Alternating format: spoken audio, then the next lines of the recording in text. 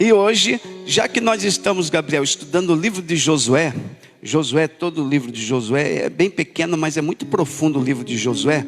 Hoje nós estaremos estudando o momento em que o povo de Deus, conduzido por Deus, e na liderança agora de Josué, porque Moisés já havia morrido, eles vão chegar no Jordão, no Rio Jordão. O Rio Jordão está transbordando de suas margens, direita e esquerda, está num período de cheias, o rio está com águas violentas, e eles têm que atravessar esse Rio Jordão para chegar do outro lado, para enfrentar Jericó. Chegaram na terra já tendo desafios. Então o Jordão ali para eles seria exatamente o momento da vitória. É colocar os pés na terra da promessa.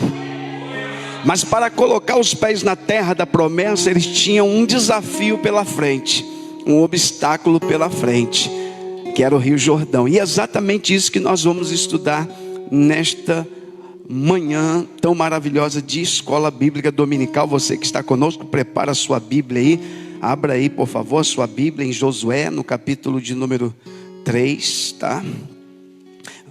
Vamos estar discorrendo. Tudo que vamos falar nesta manhã, estudar, está dentro do capítulo 3 e do capítulo 4 de Josué. Então nosso foco de estudo hoje é exatamente o capítulo 3 e o capítulo 4 de Josué. E eu deixei até uma pergunta para os irmãos nas redes sociais com relação a essa questão, né? Como nós reagimos, né, Jennifer, quando estamos diante, presbítero Sérgio Alain, como reagimos quando estamos diante de grandes dificuldades? Como nós reagimos quando Deus permite diante de nós grandes dificuldades? Como nós reagimos quando Deus permite diante de nós, no nosso caminho, grandes problemas, grandes desafios? Será que nós sabemos nos comportar quando estamos diante de grandes desafios? Quando estamos diante de grandes problemas? E é isso que vamos ver. Vamos extrair do livro de Josué nesta manhã algumas verdades muito importantes para nós, porque a gente precisa pensar no seguinte: quando o povo de Israel está indo em direção à terra da promessa, é Deus, Eliseu, que está conduzindo eles através da coluna de nuvem. É o Senhor que está direcionando. Então parece que Deus gosta de criar problema. Eu não sei, mas parece que Deus gosta de criar problema para ver como é que seus filhos vão reagir, né? Por que Deus não leva eles por um caminho seguro? Não, Deus faz questão de levar pelo caminho mais difícil. Por que Deus faz isso, gente?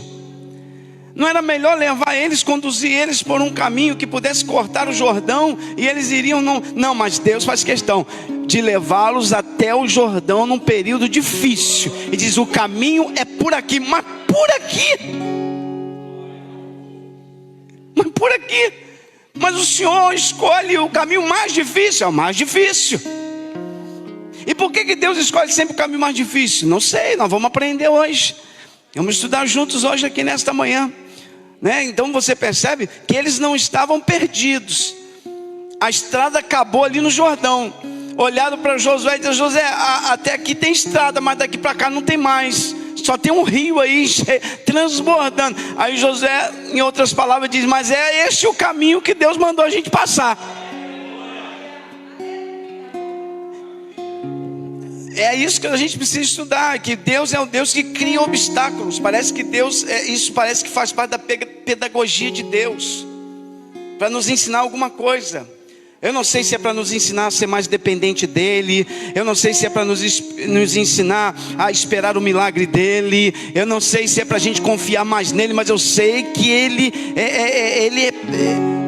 é terrível. Ele sabe como tratar de nós. Ele sabe como nos ensinar.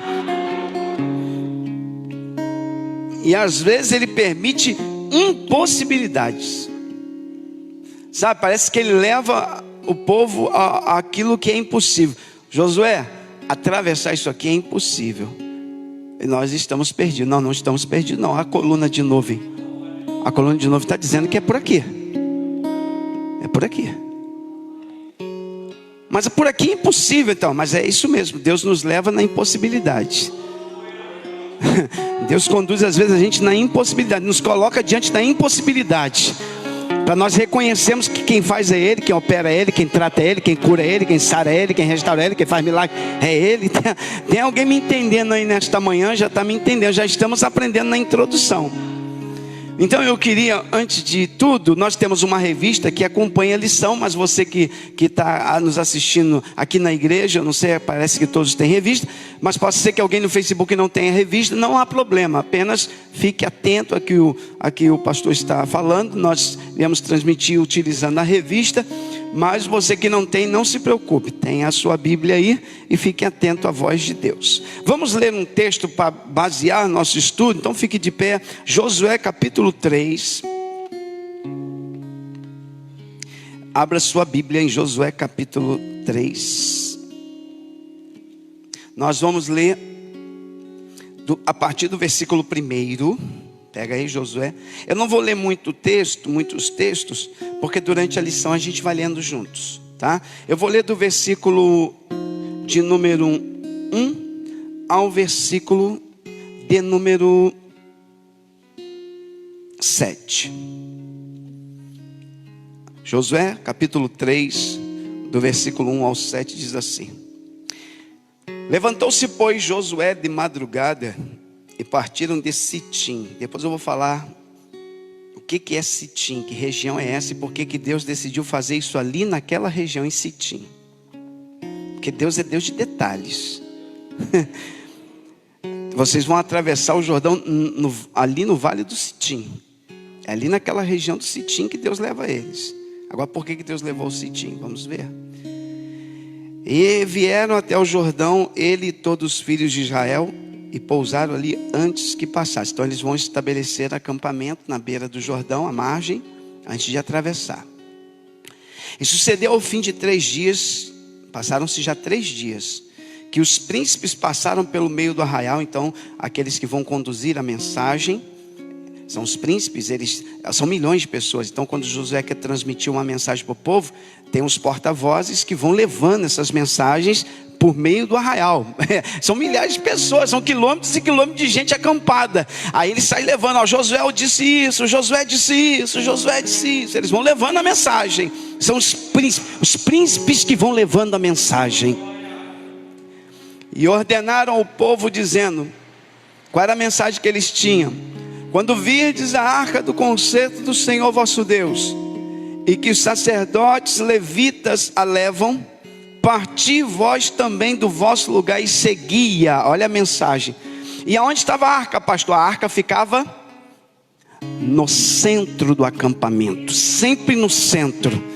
Aonde eles acampassem, um grupo ficaria para o norte, um grupo ficaria para o sul, o grupo ficaria para leste e outro grupo para o oeste, mostrando os 4 pontos cardeais que representavam toda a terra.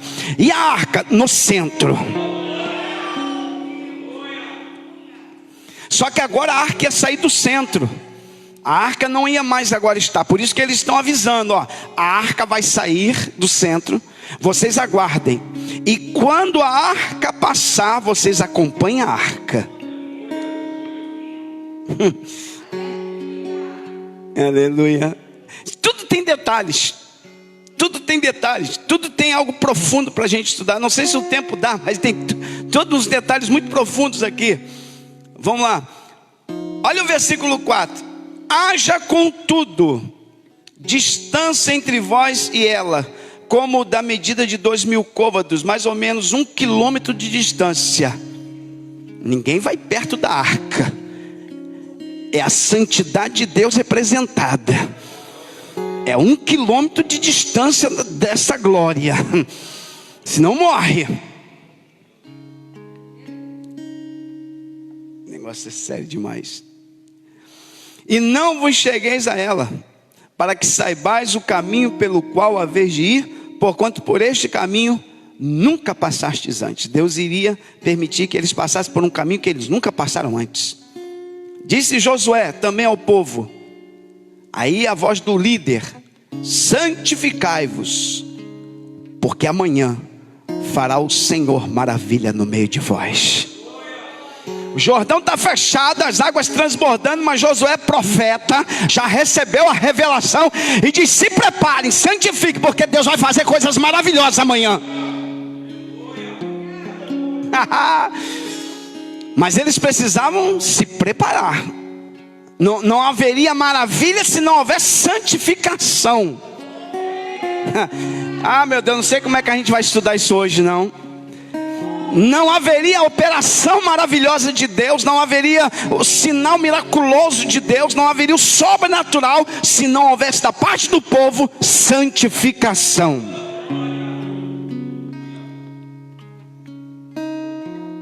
Versículo 6. E falou Josué aos sacerdotes, dizendo: levantai a arca do concerto e passai adiante deste povo. Levantaram, pois, a arca do concerto e foram andando diante do povo. Eu não sei se vocês sabem, a arca ficava no centro, não se poderia tocar nela de forma nenhuma. Ela era um móvel santo, mas ela tinha quatro argolas, uma em cada ponta, representando os 4 pontos cardeais, representando toda a terra.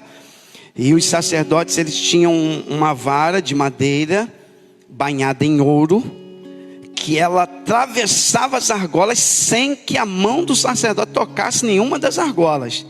E eles colocavam ali 2 argolas grandes, 2 varas grandes de madeira, 2 sacerdotes na frente, 2 atrás.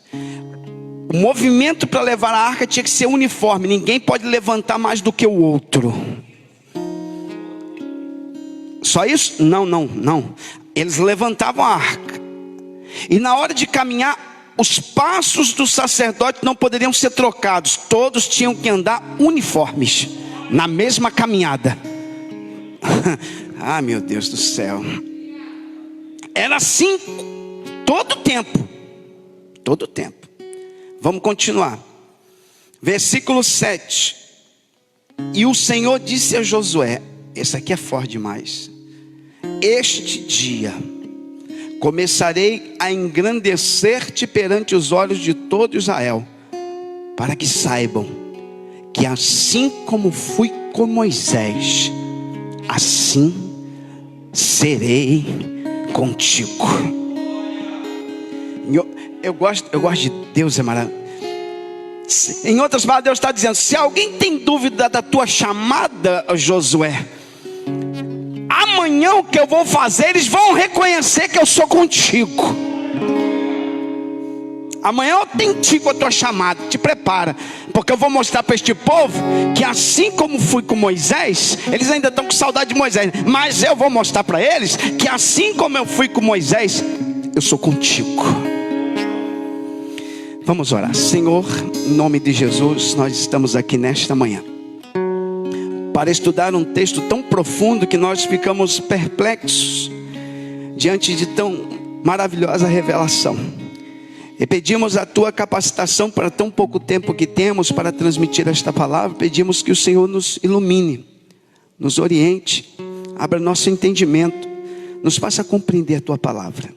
Ministra sobre nós que estamos aqui no templo e sobre aqueles que estão no Facebook nos assistindo. E que o teu nome seja glorificado, em nome de Jesus. Amém. Pode se assentar. Obrigado, Gabriel.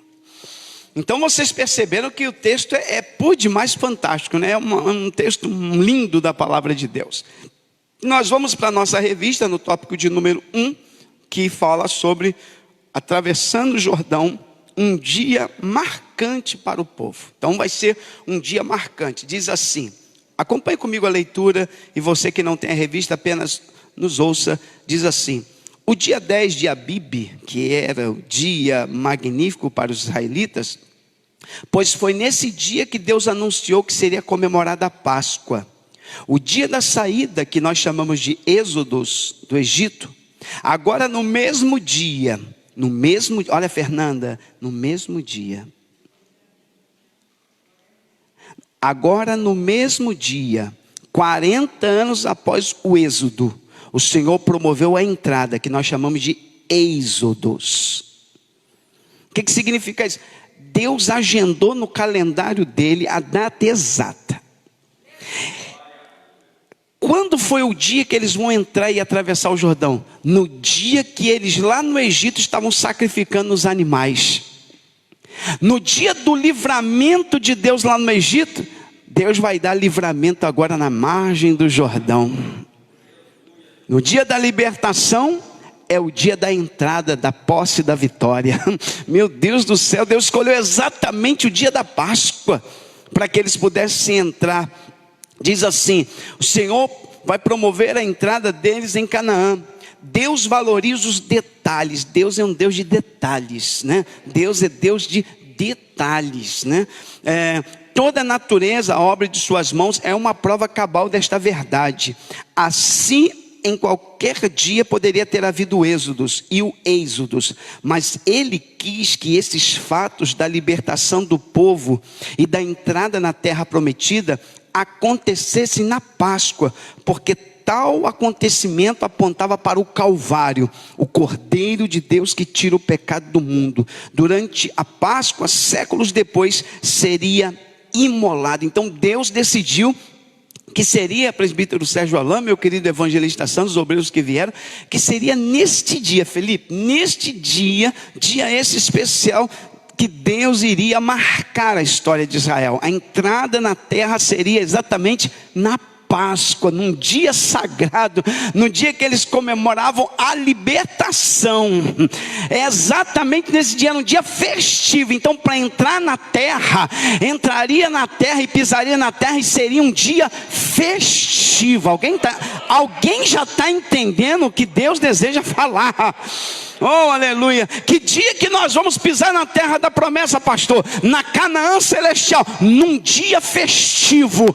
Vai ser dia de festa, quando a igreja pisar nas terras que Deus prometeu para ela. Ah, irmão, alguém pode dar glória a Deus aí? Então Deus preparou a entrada para eles pisarem na terra da promessa, irmã Cátia, exatamente num dia festivo.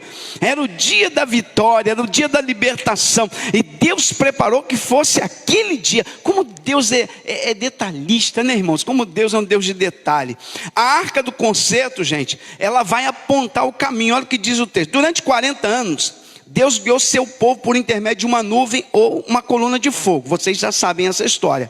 Agora, porém, os hebreus seriam guiados pela arca do concerto, que era levada pelos sacerdotes levitas. Mas somente em 3 oportunidades ela foi conduzida pelos sacerdotes.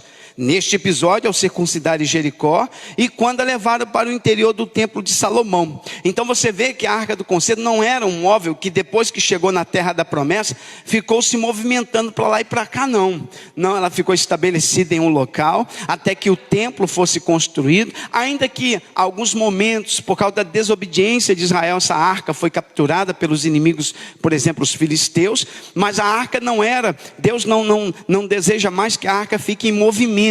A arca agora, ela representa para Israel na terra da promessa a glória de Deus, a presença de Deus, tá bom? E Deus então, a arca está ali representando exatamente esta glória, esta presença, essa segurança que guiava eles. E é interessante pensar, como eu falei para vocês, que a arca da aliança, ela não ia na frente, ela ia no meio, tá? No meio do arraial. Quando a nuvem se deslocava, a arca se deslocava, mas quem guiava o povo era a nuvem. Quando eles chegam em Canaã, não tem mais nuvem. A nuvem leva eles até a entrada, até a porta de Canaã. Quando chega em Canaã, a nuvem desaparece. E quem vai conduzir agora? A arca. É ela que vai conduzir eles à terra da promessa. Está dando para entender? Os irmãos podem dizer glória a Deus?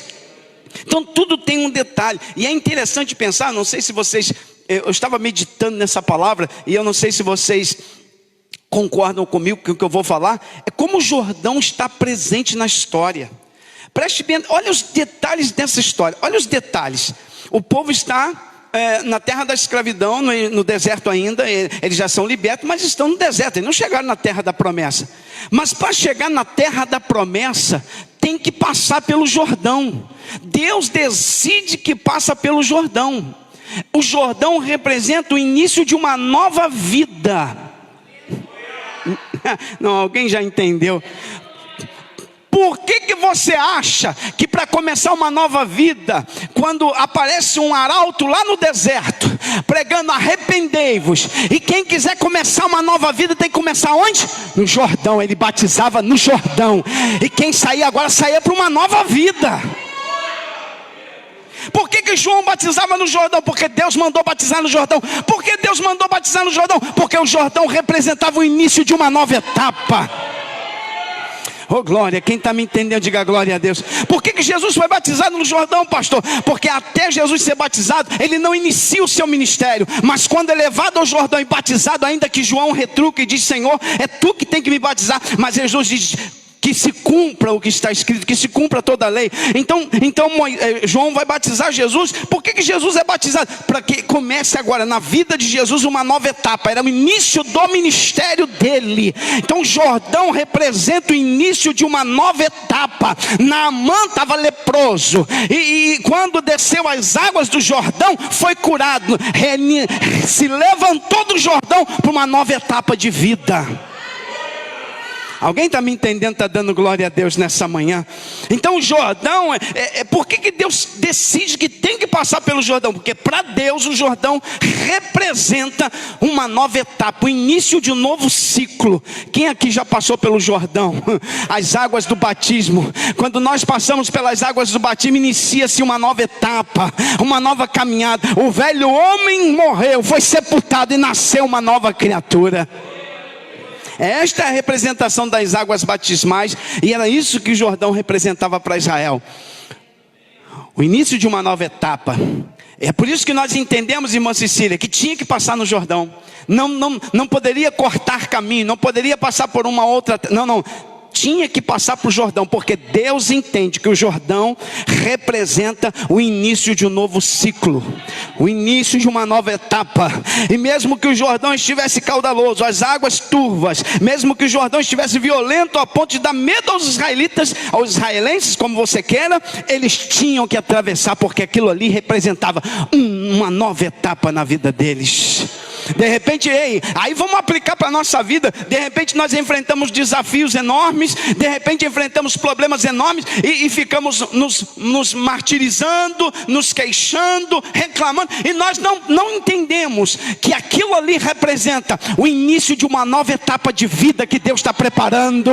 Oh glória, quem está me entendendo, diga glória a Deus. De repente você não está entendendo por que você está atravessando esse momento tão difícil, e Deus está dizendo: isso aí é o início de uma nova etapa que eu tenho na tua vida. Tem alguém me entendendo e dando glória a Deus? Olha como é que a gente extrai verdades profundas desse texto de a travessia do Jordão. Então nós temos essas orientações. Vamos continuar na nossa revista. A providência mais importante para a conquista da terra prometida. De todas as ordens que Josué passou ao povo, a mais significativa foi: santificai-vos, porque amanhã fará o Senhor maravilha no meio de vós. Então Josué determina que o povo de Deus, para experimentar o sobrenatural, teria que se santificar. Santificar-vos seria separar. Parece que Josué tem em mente aquele fato lá do bezerro de ouro, onde Israel teve que lavar as suas vestes, porque no original hebraico seria purificação. É deixar de lado os ídolos, é lavar as vestes sujas, é se preparar, porque nesta preparação vem milagre de Deus, vem sobrenatural de Deus. Se alguém precisa do milagre de Deus, vai aqui uma palavra: santificai-vos, porque sempre antes do milagre vem a santificação. Se santifica e Deus vai fazer maravilhas na tua vida e por meio da tua vida. Quem crê isso, diga glória a Deus aí. Oh glória a Deus. Então quer ser usado por Deus? Se santifica. Quer ser bênção na mão de Deus? Se santifica. Quer ser um instrumento de Deus? Se santifica. Quer ver as maravilhas de Deus? Se santifica. Quer ver o poder de Deus? Se santifica. E amanhã, depois que você se santificar, você verá as maravilhas de Deus na tua vida. Então não adianta querer andar no campo natural e experimentar o sobrenatural. Você não vai conseguir. Não adianta querer andar no natural e querer experimentar o sobrenatural, você não vai conseguir. Deus deseja que nós entremos nessa atmosfera sobrenatural para experimentarmos o sobrenatural. E a partir do momento que eu me santifico, que eu começo a buscar as coisas de cima, que eu começo a orar, jejuar, fugir do pecado, lançar fora coisas estranhas e viver uma vida que agrade a Deus, pode te preparar. Amanhã vai vir milagre, vai vir sobrenatural. Você vai experimentar maravilhas da parte de Deus. Quem está me entendendo, diga glória a Deus. Então a igreja é chamada a santificar. Pedro escreve: santificai-vos. Pedro escreve: sede santos, porque o Senhor vosso Deus é o quê? É santo. Então a palavra de Deus nos convoca a santificação. Sem santidade ninguém verá o Senhor. Ninguém verá o Senhor. É por isso que muita gente vem para a igreja e não sente nada, não experimenta nada. Não, sabe por quê? Não é culpa da igreja, não é culpa da mensagem, não é culpa do pastor, nem dos louvores. Porque quem está na santificação independe dessas coisas. Ele está na igreja, ele está adorando, ele está sentindo a graça de Deus. É por isso que tem tanta gente na igreja dormindo, bocejando, desanimado, sabe, prostrado, sabe o que? E aí quer procurar culpado. Na verdade está faltando é santificação. Fica o tempo todo na televisão, fica assistindo Netflix, fica assistindo telecine o dia todo, fica assistindo filme que não deve assistir, fica vendo coisas que não deve ver, fica assistindo Big Brother, vai para a novela das 8, das 9, das 10, das 11, depois vem para a igreja sentir poder, não vai sentir nada.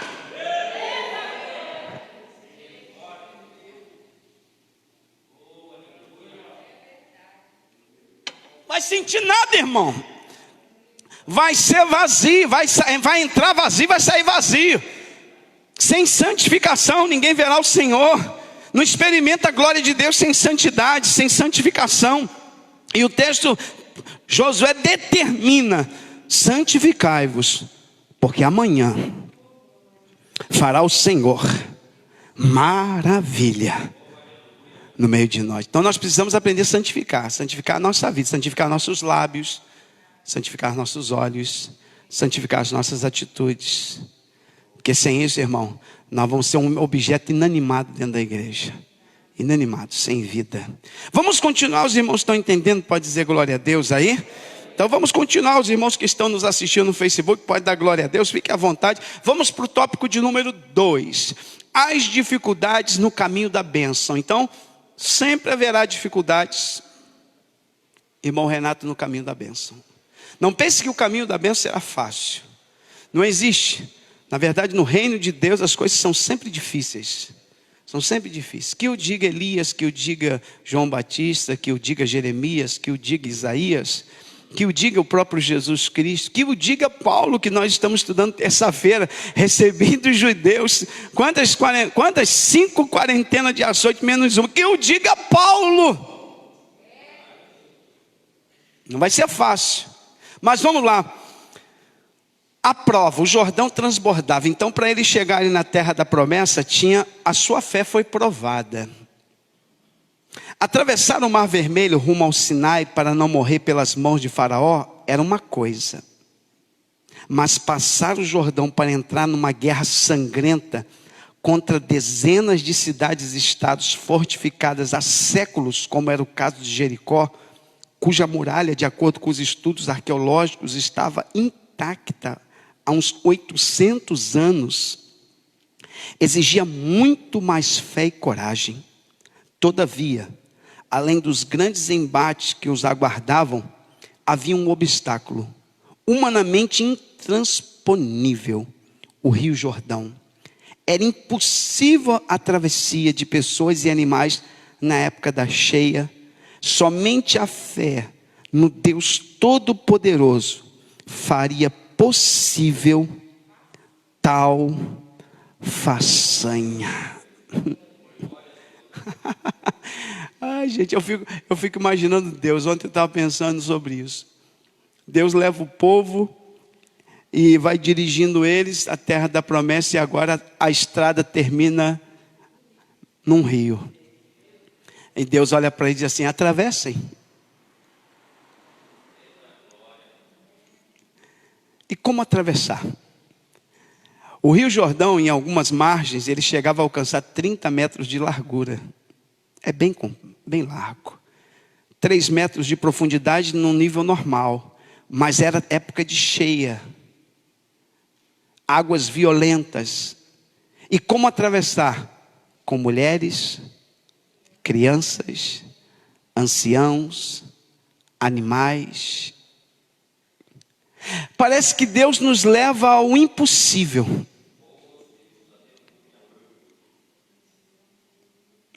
E Deus está lá no céu olhando atentamente como o povo dele vai reagir diante daquela situação. Será que Deus está falando com alguém aqui nessa manhã?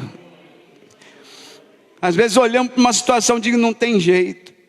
Não tem mais jeito, isso aí não tem mais jeito. Isso aí acabou para a gente, acabou, não tem mais jeito. Acabou. E Deus está quieto em silêncio no céu, olhando. O que eles vão fazer? Qual vai ser a atitude deles diante desse Jordão? É isso. Às vezes Deus, Ele nos leva a situações que fogem dos nossos controles.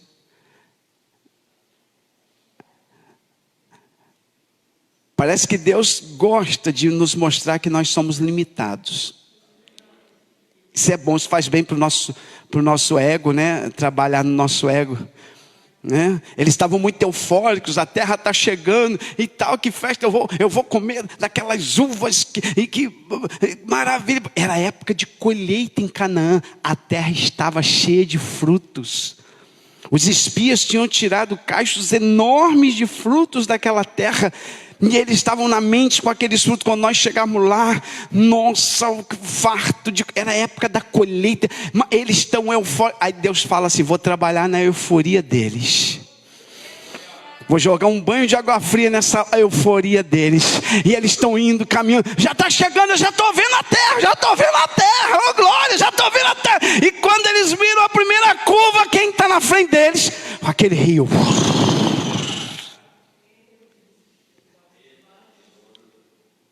E agora? Eu acredito que o silêncio imperou em Israel. Um olha para o outro, alguém olha para Josué e diz, eu falei.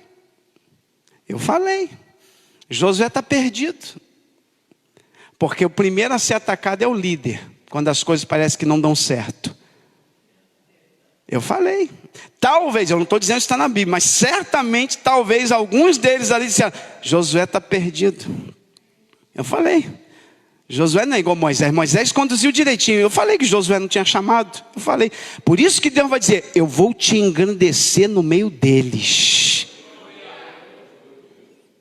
Porque certamente já começou um comentário dizendo, Josué não tem chamado. Não foi Deus que colocou Josué. Josué está perdido, ele não tem competência para isso. Aí Deus diz, manda o povo se santificar. Porque amanhã eu vou mostrar para eles que eu sou contigo. Oh, aleluia. É bom quando Deus quer honrar alguém. Pode falar mal, pode atirar pedra, pode fazer o que for, mas quando Deus quer honrar, Deus honra. E nem sempre as coisas parecem que dão certo. Não, às vezes Deus permite o difícil, o incerto, para mostrar a sua glória, para mostrar que quem faz é Ele, não é homem. Que quem atua é Ele, não é homem. É por isso que quando Gideão tinha 32 mil, Gideão, talvez aquilo ali desse algum tipo de gás para Gideão lutar. Deus disse, vou reduzir, vou botar 300 para mostrar que não é você, sou eu. Que não é teu exército, é o meu. Ah, meu Deus do céu. Alguém está me entendendo? Diga glória a Deus aí. Então Deus às vezes conduz aquilo. É Deus que levou Josué à margem do Jordão. É Deus que mostrou as limitações. E agora, o que vocês vão fazer? Em outras palavras, Deus está dizendo para eles, e agora, o que vocês vão fazer? Deixa eu ver como é que vocês reagem diante desse Jordão. A mesma coisa se aplica a nós que estamos aqui nesta manhã e você que está nos assistindo. Tem horas que aparecem no nosso caminho Jordões, transbordando, que a gente olha assim e diz, não vou conseguir, não vou passar, não vai dar para atravessar, não vai dar para avançar. E Deus fica em silêncio olhando sua decisão. Vamos desistir? Vamos voltar para o Egito? Vamos tentar um atalho? ou vamos confiar no Deus Todo-Poderoso? Oh, aleluia. Tem alguém me assistindo e precisando ouvir isso aqui nessa manhã. Oh, aleluia. Irmão, quero que vocês saibam uma coisa. Você que está me assistindo e vocês que estão aqui, os obstáculos fazem parte da vida. E Deus permite obstáculos para que nós venhamos crescer, amadurecer, conhecer melhor a Deus e experimentar o sobrenatural de Deus. Tem alguém me assistindo? Diz assim: a bênção no tempo da ceifa. Os israelitas chegariam a Canaã no tempo da bênção, pois naqueles dias estavam sendo colhidos abundantes frutos, era um tempo de colheita. Deus já tinha preparado uma farta colheita, tendo em vista que os hebreus comeriam dela. Meu Deus do céu, irmão Paulo Vitor. Depois do Jordão, alguém está me precisando ouvir isso. Depois de enfrentar o Jordão, a colheita abundante. Isso é muito forte. Eles estão desesperados com o Jordão e Deus já está preparando a mesa depois do Jordão. Dá um banquete preparado. E se eles desistissem, perderiam um banquete que Deus preparou. Então, eles precisavam aprender a confiar. Porque depois daquele momento difícil, tinha vitória. Oh meu Deus, alguém está recebendo essa palavra profética nesta manhã? Alguém está ouvindo o que eu estou dizendo aqui? Deus já tinha preparado uma farta colheita depois do Jordão. Depois do Jordão, meu irmão, depois da luta tem vitória, depois da luta tem bênção, depois da luta Deus coroa. Não tem coroa antes da luta, mas depois da luta, a luta é o pódio para nós recebermos a vitória de Deus. O Senhor surpreende o seu povo com frequência, pois enquanto os israelitas se preparavam para atravessar o Jordão, Deus do outro lado apontava um faustoso banquete de boas-vindas para seus filhos, certamente com os mais excelentes frutos da terra de Canaã. Meu Deus, Deus é lindo demais. Eles estão lá, Fernando, inquietos, preocupados, como é que vamos atravessar esse Jordão? E Deus já está lá do outro lado, arrumando a mesa, preparando tudo. Oh, glória a Deus. Eles estão lá inquietos, angustiados, e Deus vê na frente. Deus vendo na frente, já está lá com o banquete preparado. Eles não estão vendo saída, mas Deus já tem a saída. Eles não estão vendo o que vão fazer, mas Deus já sabe o que eles vão fazer. Diz o texto, está na nossa revista: o Altíssimo, como um pai amoroso, tinha lhes prescrito inclusive os alimentos que poderiam ou não ser ingeridos. Canaã tinha praticamente de tudo, mas o povo de Deus deveria se abster de alguns tipos de comida, pois nem tudo que apresenta um bom sabor e uma boa aparência é saudável. Ih, rapaz, isso aqui é forte demais. Pastor, podia comer de tudo de Canaã, tudo? Não, nem tudo podia comer, porque tinha coisa ali que ia fazer mal para eles, que não seria saudável para eles. Então Deus vai prescrever uma dieta alimentar. Isso você pode comer, isso você não pode comer.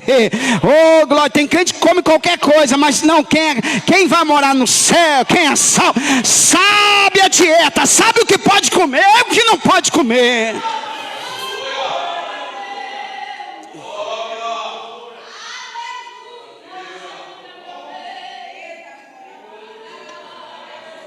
Não come qualquer coisa não, crente, senão tu passa mal, senão tu fica mal. Não come qualquer coisa. Tem gente comendo qualquer coisa que se apresenta como... Eu estou me referindo à vida espiritual, estou falando alimento espiritual. Nós precisamos ter uma dieta balanceada. O alimento saudável para nós tem que ser este aqui, a palavra pregada e ensinada com maestria, a palavra. Agora tem umas coisas que estão se apresentando em nome de Deus, se apresentando como como alimento, mas não é alimento, não é alimento.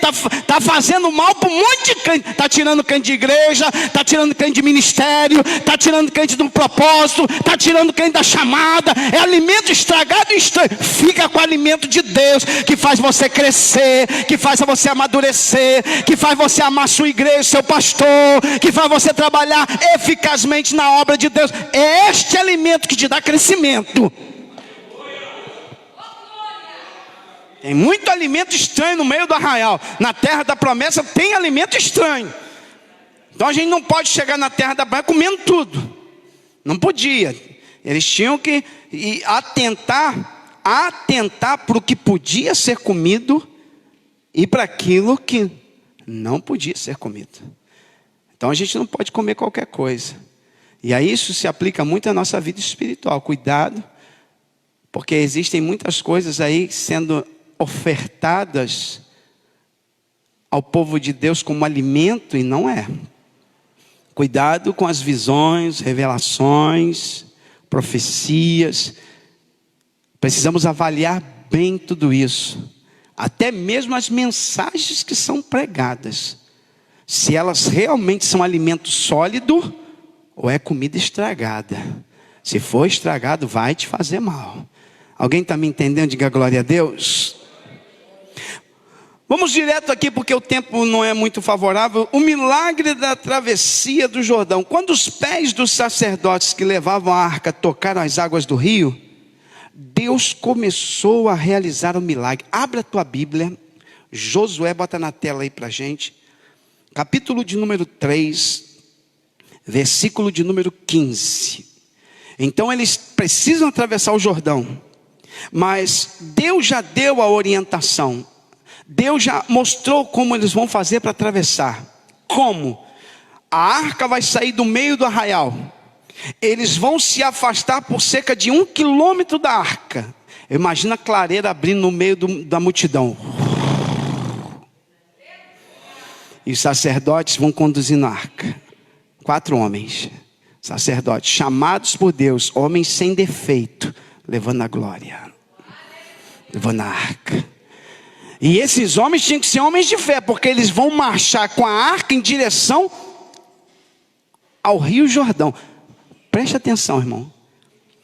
Quem que mandou eles levarem a arca em direção ao Jordão? Josué. Porque Deus não falou com o povo, Deus falou com Josué. O povo só ouviu Josué falar. Josué ouviu Deus. Eu acredito que muitos que viram os sacerdotes caminhando em direção ao Rio Jordão vão dizer: meu Deus, a água vai levar sacerdote, a água vai levar todo mundo. Mas Josué ouviu Deus. E os sacerdotes tinham que ser homens muito fiéis a Josué, para acreditar na palavra do servo de Deus. Por isso quem anda ao lado do líder tem que ser de confiança, porque tem que confiar. Josué ouviu Deus, mas os sacerdotes não ouviram Deus. Os sacerdotes ouviram Josué. E qual é a palavra de Josué para eles? Marchem com a arca em direção ao Jordão. E se as águas não parar, continua marchando.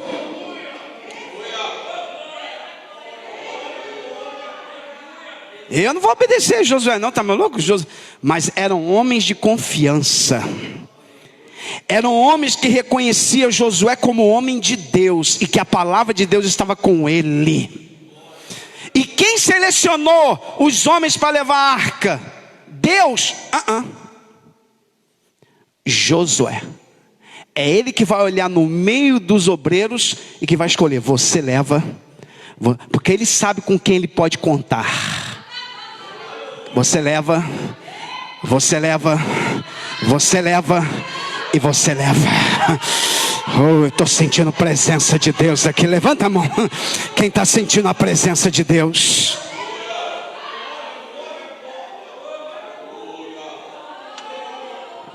Josué sabe quem tem coragem. Josué sabe quem é que confia. Josué sabe aquele que vai até o final.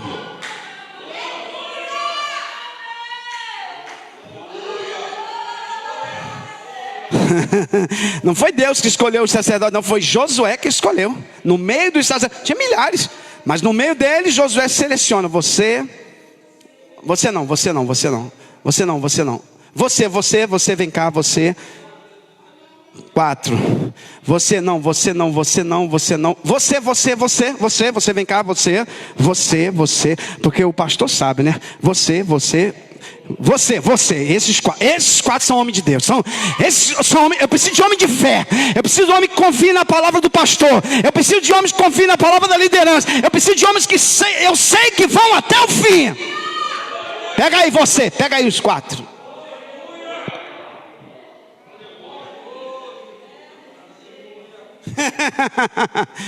Aleluia. E o que nós vamos fazer, seu Josué? Vocês vão fazer o seguinte: vocês vão pegar a arca, vocês 4. Escolhi vocês no meio de todos. Vocês foram selecionados por mim, porque eu sei que vocês são homens de Deus. São homens que confiam na palavra do vosso líder. Vocês vão carregar essa arca com toda a fé de vocês. E vocês vão em direção ao Jordão. E não temam as águas do Jordão. Não temam. Olhe para o alto. Vão levando.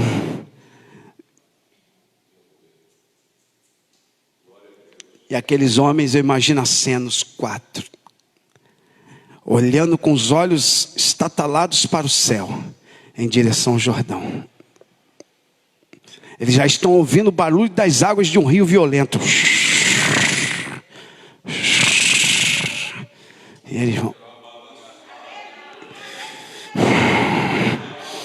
Oh, aleluia. Oh, aleluia. Porque, aleluia. Alguém está me entendendo que eu estou pregando aqui? Alguém está entendendo que eu estou pregando aqui nessa manhã? Aleluia. Aleluia. E eles vão levando. E presbítero Sérgio Alain, enquanto eles estão indo, a água do Jordão não para. Continua violenta. Eles estão se aproximando e nada acontece. Eles estão chegando perto do Jordão e nada acontece. Eles estão andando, mas só vai começar a acontecer quando a planta dos pés começar a ser molhada na água. Deus vai ao limite deles. Deus permite o limite. Deus vai provar a fé daqueles sacerdotes. Ah, meu Deus. Alguém está entendendo o que eu estou falando nesta manhã? Levanta a mão para o céu e dá glória a Deus aí. Nada muda. Enquanto eles estão chegando perto, não muda nada. Está pensando que Deus fez com que a água diminuísse para que encorajasse ele? Não! A água continua violenta, a água continua barrenta, a água continua transbordando nas margens. E eles estão chegando perto e nada acontece. Eles poderiam dizer: para, gente, pelo amor de Deus, nós vamos morrer. Para que nós vamos morrer. Josué está louco. Não, mas Josué sabe quem escolhe. Josué sabia quem ele escolheu, gente, aleluia. E eles vão morrer. Mas se morrer, pelo menos nós estamos debaixo da obediência. Se morrer, eu estou debaixo da obediência do meu líder. Eu posso até morrer, mas estou debaixo da obediência do meu líder. Eu posso até morrer, mas estou debaixo da obediência do meu líder. Oh glória, quem está me entendendo, diga glória a Deus aí. O que adianta, rapaz? Está fazendo acontecer, mas está em desobediência.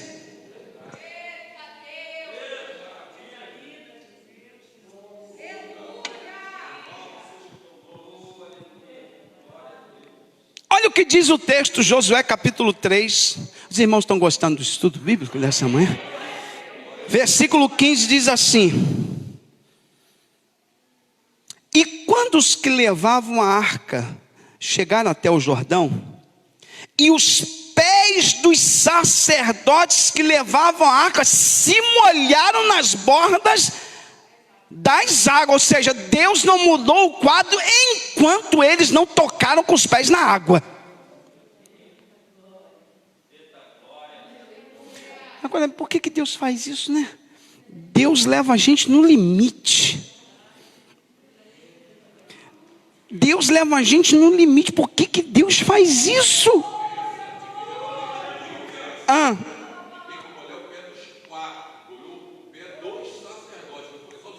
Não, 2 sacerdotes não estão. Deus vai esperar os 4 colocarem o pé na água. Eu imagino que os 2 da frente devem ter passado maus momentos, porque até os 2 de trás tocarem, a água já está por aqui. A água já está por aqui, eles estão indo. Aleluia. Ah, meu Deus, eu estou sentindo presença de Deus aqui. Oh, aleluia, aleluia. E quando os que levavam a arca chegaram até o Jordão, e os pés dos sacerdotes que levavam a arca se molharam na borda das águas, porque o Jordão transbordava. Olha, o texto vai reforçar, porque o Jordão transbordava sobre todas as suas ribanceiras, todos os dias da série. Um dia desse eu vi aí uma matéria de uma cabeça de água que caiu em uma cachoeira. É uma coisa assustadora. O Jordão estava transbordando porque era época de chuvas, e as águas estavam, o rio estava violento, era um momento, e eles estão indo.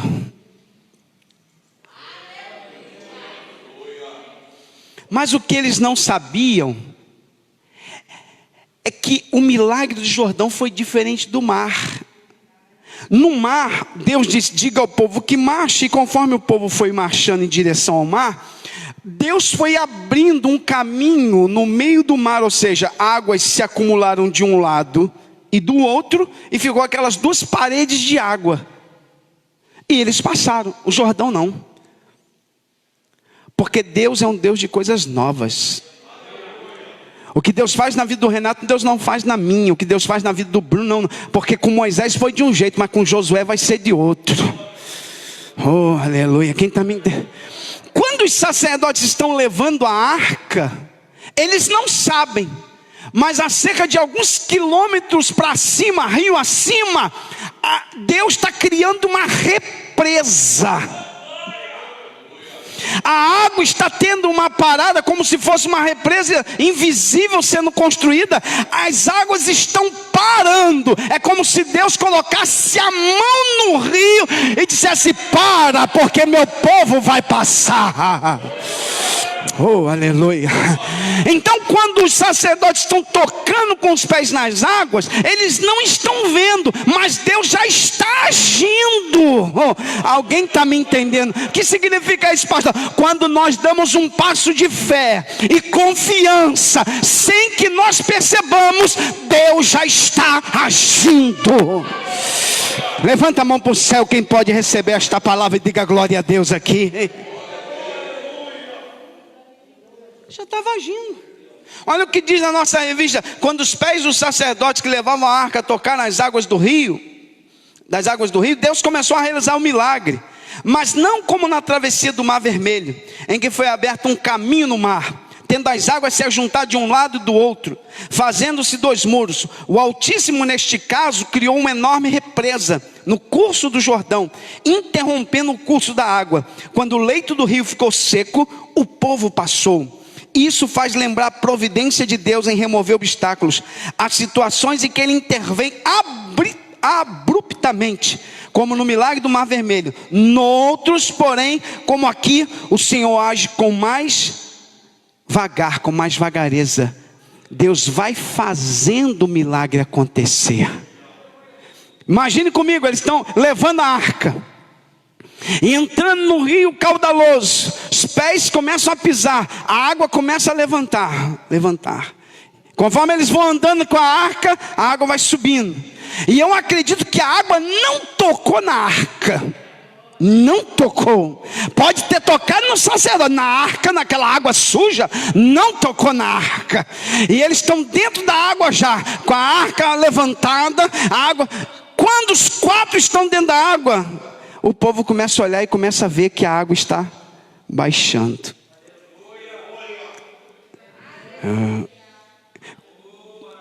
Aquela água violenta começa a ficar uma água calma.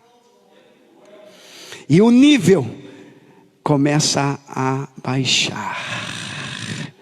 Eles vão olhando, e diferente do mar, que foi algo que aconteceu não, eles vão vendo progressivamente o milagre acontecendo. Oh meu Deus, tem alguém entendendo o que eu tô. Tem hora que Deus faz assim, pum, pá, aconteceu. Tem hora que Deus vai trabalhando. Deus vai agindo devagarzinho. Aos poucos você vai percebendo que o milagre está acontecendo. Alguém está me entendendo e pode dar glória a Deus nesta manhã? Nós somos muito imediatistas. Nós queremos aquela coisa que acontece na hora, libertação na hora. Então, mas às vezes nós não entendemos que Deus é um Deus que trabalha de diversas maneiras. Deus pode fazer algo instantâneo acontecer, como Deus pode ser algo que vai acontecendo.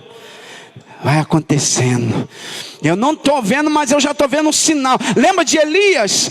Elias sobe ao cume do monte e começa a buscar a Deus por uma chuva. E aí manda alguém olhar e diz: vê lá se está vindo, vê se tem algum sinal de chuva. Não tem. Vê se tem sinal de chuva. Não tem. Vê se tem sinal de chuva. Não tem. De repente uma pequena nuvem surge no céu. Elias já entende que é Deus começando a agir. Avisa Acabe para preparar cavalo, porque vem som de grande chuva. Levanta a mão e dá glória a Deus aí, irmão.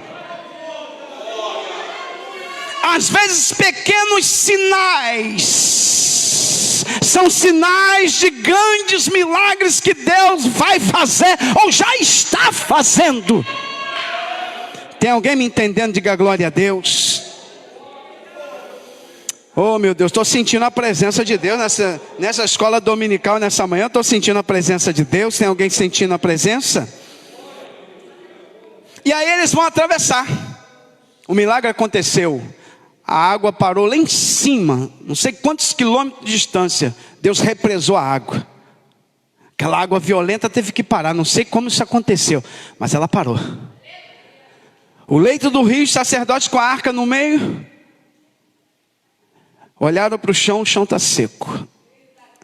Josué, ao ver o rio seco, disse para o povo: podem passar. Agora, 1 quilômetro de distância da arca, eles vão ter que descer rio abaixo, 1 quilômetro, porque não pode passar perto da arca. E vão atravessando.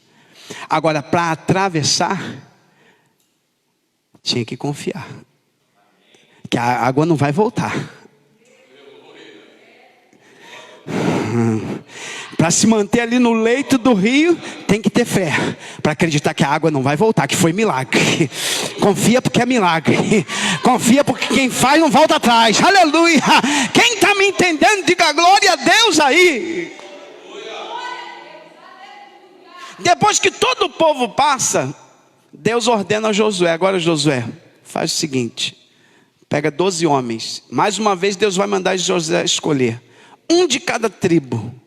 Quem escolhe? Deus ou Josué? Josué, o líder que escolhe. Um de cada tribo. Olha, uma tribo tinha milhares de pessoas. Escolhe um de cada tribo. Aí Josué vai lá na tribo de Dan, você. Na tribo de Ruben, você. Na tribo de Manassés, um de cada tribo. E agora, Senhor, manda cada um deles pegar do leito do rio uma pedra. Cada um pega uma pedra, retira do leito do rio e monta um altar em memória do que eu fiz para Israel hoje. Porque se tem uma coisa que Deus abomina, é ingratidão. Para que aquele memorial? Para que eles nunca esquecessem do que Deus fez. Tem muita gente caindo na fé, saindo do propósito, porque está se esquecendo de onde Deus te tirou, do que Deus já fez na tua vida, de como Deus já te abençoou. Quem está me entendendo, diga glória a Deus aí. A ingratidão é um pecado muito sério. Ingratidão. Pessoas que saem da igreja depois de terem sido abençoadas pelo seu líder, ensinadas pelo seu líder, abençoadas, depois saem amaldiçoando o seu pastor. Essa pessoa está debaixo de maldição. Não fique perto dessas pessoas, se afaste delas. Deus abomina a ingratidão. Deus abomina a ingratidão. Tira as pedras do Jordão. Cada um da tribo, ou seja, todas as tribos, um representante de cada tribo, monta um altar, um memorial, para que o povo não esqueça do que eu fiz hoje em favor de Israel. Quem está me entendendo, diga glória a Deus. Olha o que diz aí, para a gente encerrar. O memorial de Deus, no último tópico, tópico 3. Deus falou a Josué para que chamasse um homem de cada tribo, a fim de que tomasse uma pedra do leito do rio e erigisse um memorial em Gilgal, para que no futuro, quando os filhos dos hebreus perguntassem o que significavam aquelas pedras, ele lhes narrassem a história da travessia do Jordão para a glória de Deus. O lugar, marque isso na tua revista, o lugar da impossibilidade na vida do crente é o lugar da vitória. No futuro, presbítero Sajolan, quando alguém passasse por aquela região e olhasse aquele memorial de pedra, ia dizer: o que é isso aqui? Isso aqui é para lembrar que um dia o povo de Deus passou no meio dessas águas a seco. Isso é impossível. Foi, Deus fez. Você vai contar e ninguém vai acreditar, e você vai dizer: foi verdade, Deus fez. É memorial, é testemunho, aleluia. Quem pode dizer glória a Deus aí? Interessante como na vida de cada cristão Deus faz grandes milagres, com livramentos extraordinários e de forma pontual. Nesses casos devem ser erigidos memoriais, culto em ação de graças, testemunho na igreja, dentre outros. Ou seja, Deus tem prazer que viemos falar aquilo que Ele fez na nossa vida. Deus tem prazer que testemunhemos dos milagres dEle na nossa vida. Deus tem prazer de que nós nunca venhamos esquecer dos benefícios de Deus. Deus tem prazer quando um crente diz: pastor, oferte este culto em ação de graça, porque Deus me deu uma grande vitória hoje. Quem entende isso, diga glória a Deus. Isso é gratidão, irmão.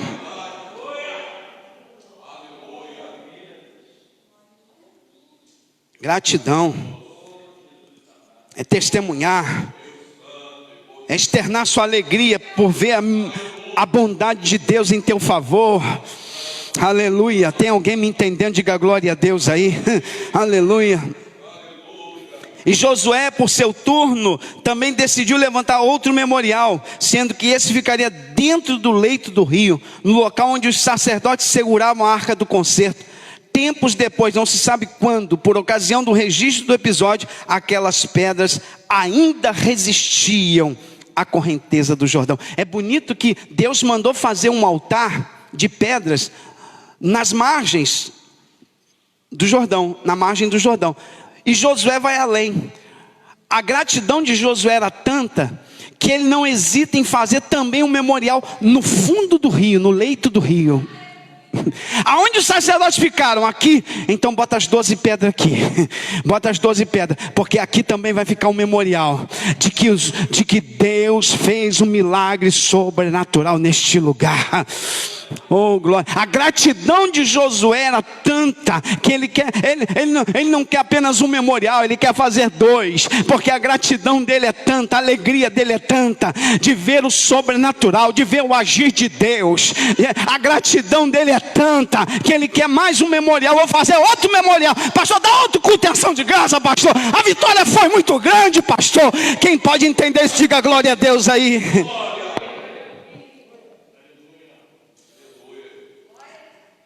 É aquela pessoa que nunca se cansa de ser agradecido. Ele nunca se cansa de ser agradecido. Ele está sempre agradecendo a Deus. Está sempre agradecido ao Senhor. E é tão bom quando a gente tem pessoas que são agradecidas a Deus. Gabriel, me ajude aqui. Propósito dos memoriais. Vemos nas escrituras diversas menções, ocasiões especiais em que o povo levantou memoriais de pedra, como por exemplo em caso de votos ou alianças, homenagens a pessoas ou tribos, e mesmo em acontecimentos sobrenaturais como neste episódio. A arqueologia confirma tal costume, tendo sido descobertos diversos monumentos com essas características nas terras bíblicas. Eu encerro dizendo para você, tem um texto de Josué, capítulo de número 4, vamos ler esse texto e eu encerro aqui o estudo. Capítulo 4.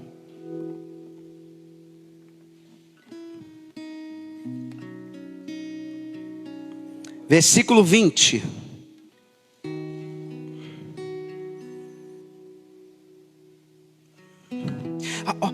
deixa eu ler. Eu posso ler com vocês um texto aqui que eu bati os meus olhos aqui e a gente não pode deixar de ler? Capítulo 4 de Josué, bota para mim, eu já estou encerrando. Espere só um minutinho que eu já estou encerrando. Versículo 17, bota na tela aí para mim. Olha o que diz o texto. E deu Josué ordem aos sacerdotes. Tem gente que não gosta de receber ordem, né? Tem obreiro que não gosta de receber ordem. Mas esses aqui recebiam ordem. Esses aqui recebiam ordem. Pastor, não me manda. Tem uns obreiros petulantes, né? Aqui não tem não, mas tem por aí afora. Esses aqui não. Eles são servos. Pastor, é o que eu falo para o pastor Timóteo. Quando o pastor Timóteo me pede alguma coisa, eu falo, o senhor não pede, o senhor manda. Pastor Luciano, o senhor poderia pregar. Pastor, o senhor não pede, o senhor manda. Quando eu chego lá em Petrópolis, tem uma sala do pastor Timóteo. E do lado de cá tem uma antessala que você fica esperando para poder falar com ele. Tem um vidro aí, do vidro ele vê quem está esperando. Todas as vezes que eu me chego ali, eu olho para ele, ele olha para mim, eu faço assim para ele. É o meu líder. Pastor Timóteo não me pede nada, ele manda. Só entende isso quem é servo. Só quem é servo. Diz o texto. E deu Josué ordem aos sacerdotes, dizendo: subi do Jordão. E aconteceu que, como os sacerdotes que levavam a arca do concerto dos... Os sacerdotes, irmã Cátia, ficaram ali parados. Não saíram enquanto Josué não mandou. O povo já tinha atravessado. Eles poderiam sair sem a ordem do seu líder, não, mas eles são submissos à ordem do seu líder.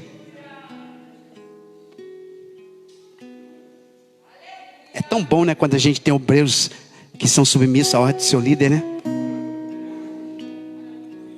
Vocês não vão sair não? Não, Josué não mandou. Vocês não vão sair não? Não, Josué não mandou. Mas essa arca está pesada, não tem problema. Só vou sair quando o líder mandar.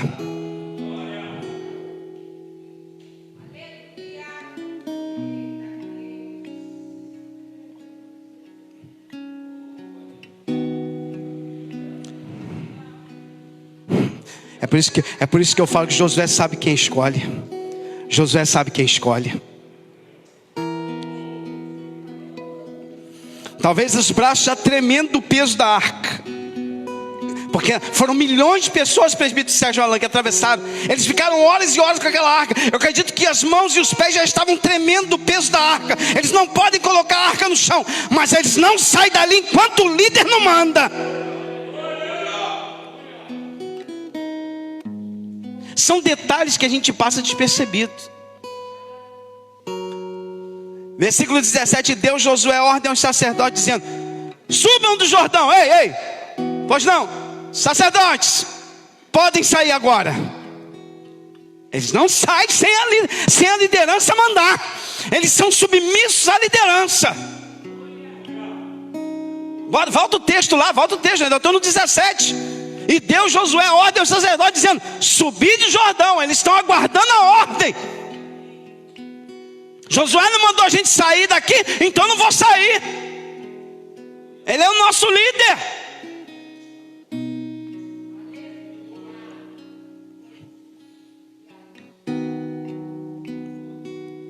Eu sei que muita gente não gosta de ouvir isso aí, mas é a palavra. Olha o que diz o versículo 18. E aconteceu que, como os sacerdotes que levavam a arca do concerto do Senhor subiram do meio do Jordão, e as plantas dos pés de sacerdote a puseram em seco, eles estão subindo agora o leito, saindo do Jordão. Quando os pés deles pisam em seco, que eles estão num lugar seguro, longe da margem do rio, Deus tira a mão e a água do Jordão volta.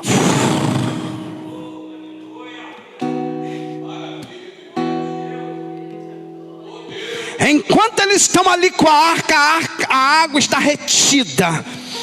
E eles estão esperando a ordem de Deus, não, do seu líder. E Deus se condiciona à ordem de Josué, porque Deus não libera a água enquanto Josué não dá a ordem para eles saírem. Olha como Deus se condiciona à liderança que Ele escolheu.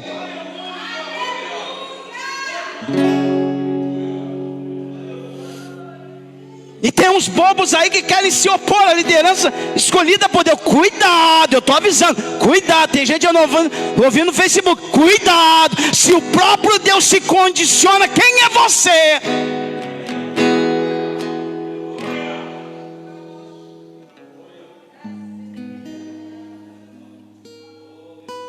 Quantos sacerdotes estão ali, Deus não libera água. Deus espera o seu líder, o líder que Deus escolheu, Josué, dá a ordem para eles saírem. Deus está aguardando. Esperar, Josué não mandou eles saírem ainda. Quando Josué mandar eles saírem, eu deixo a água descer. Aí Josué olha para o sacerdote e diz: agora vocês podem subir. Aí Deus diz: agora sim, eu libero as águas do Jordão. Oh meu Deus, tem alguém entendendo o que eu estou pregando aqui? Diga glória a Deus. Olha o que diz o versículo 19: subiu, pois, o povo do Jordão no dia 10 do mês primeiro e alojaram-se em Gilgal, da banda oriental de Jericó. Versículo 20: e as 12 pedras que tinham tomado do Jordão levantou Josué em Gilgal. Versículo 21: e falou aos filhos de Israel, dizendo: quando no futuro vossos filhos perguntarem a seus pais, dizendo: que significam essas pedras? Versículo 22: fareis saber a vossos filhos, dizendo: Israel passou em seco esse Jordão. Versículo 23: porque o Senhor vosso Deus fez secar as águas do Jordão diante de vós, até que passasses, como o Senhor vosso Deus fez ao mar vermelho, que fez secar perante nós, até que passamos. Versículo 24: para que todos os povos da terra conheçam a mão do Senhor, que é forte, para que temais ao Senhor vosso Deus todos os dias. Oh, fique de pé para a gente orar. Fica de pé. Fique de pé para a gente orar ao Senhor nesta manhã. Oh glória, quem foi alimentado com a palavra de Deus, diga glória a Deus. Quem foi alimentado pela santa palavra nesta manhã, que receberam esta palavra de Deus nesta manhã, que foi alimentado, orientado pela palavra do Senhor, nós vamos estar orando. A irmã Fernanda Souza vai estar fazendo esta oração, pedindo ao Senhor que esta palavra fique guardada nas tábuas do nosso coração. Quantos foram alimentados com a palavra de Deus, diga glória a Deus. Irmã Fernanda Lugão, prepara um louvor para adorar a Deus aqui com o Gabriel. Vamos orar, Fernanda, para que esta palavra fique no nosso coração. Oremos em nome de Jesus. Senhor nosso Deus e eterno Pai, gratos somos a Ti, Senhor.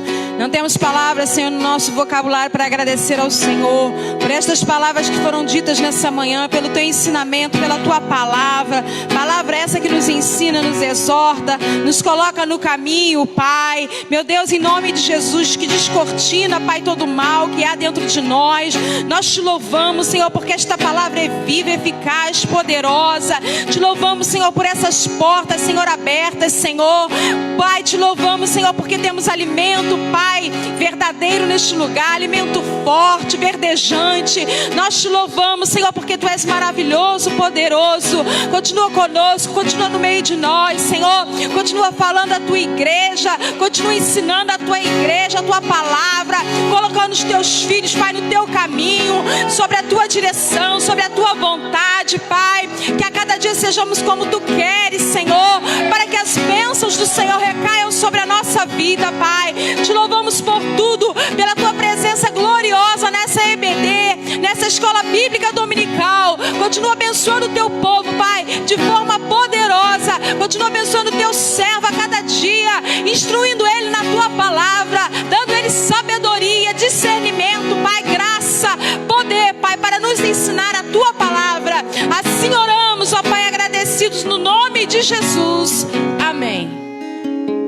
Que o grande amor de Deus, nosso eterno Pai, a graça de nosso Senhor e Salvador Jesus Cristo e a comunhão do Santo Espírito de Deus seja sobre toda a igreja de Jesus Cristo. E todos digam: e a vitória vitória é nossa.